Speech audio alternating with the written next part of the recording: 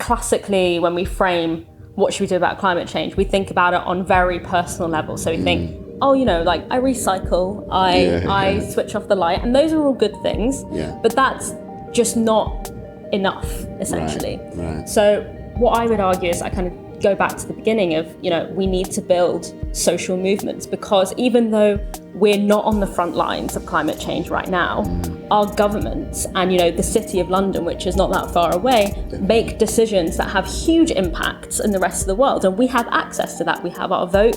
We have the fact that we can protest in the streets. We have the fact that we can participate in all of these sort of political movements. So I think we should be using our voice collectively to pressure the decision maker in our country, who have a huge impact over the rest of the world. So one example would be, you know, I'll use the example of the campaign that I was working on, that I've been working on this year. It's called Fossil Free Finance, which is basically taking heed from a lot of movements in European countries, where they basically try and get banks to stop funding fossil fuel projects. So in France, for example, this has been really successful. They've gotten massive French banks like Natixis to drop coal completely.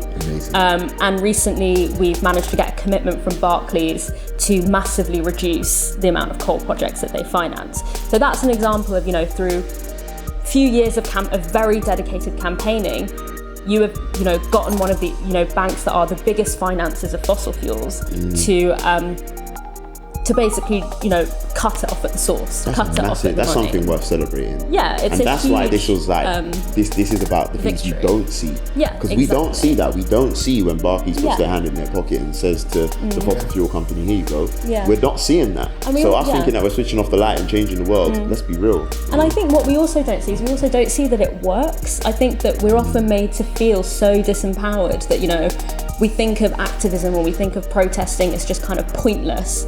But actually, you know, as I said, the biggest things that we've won in society, you know, have all been through social movements, and we're winning every day. You know, we're winning at, you know, in the fossil free campaign.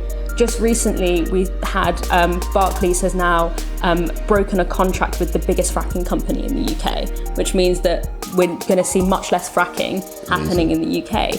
And that's just a group of students. That was a group of students that won that. Anyone can get involved. Like, I think we often think of activists as being like a really specific kind of like annoying keyboard warrior type person. But in Yorkshire, where they were threatening to frack, you had like old like Yorkshire grannies like knitting on the front lines, and, like, doing protests, and like that worked. It had an impact. Yeah. And you need to get your granny involved. Often people they give themselves a barrier to starting or a barrier to participating because they think, oh, but I don't know enough. Or, oh, but this is not something that falls within my remit of skill. Well, what do you do? Oh, you knit. Okay, can you just knit right here instead of knitting over? Simple. That's not hard. Yeah. You have to give your skill set. Yeah. You know, and look, we're sitting here because this is within our skill set. We're all able to speak publicly. So this is something we will do to ensure people stay informed. So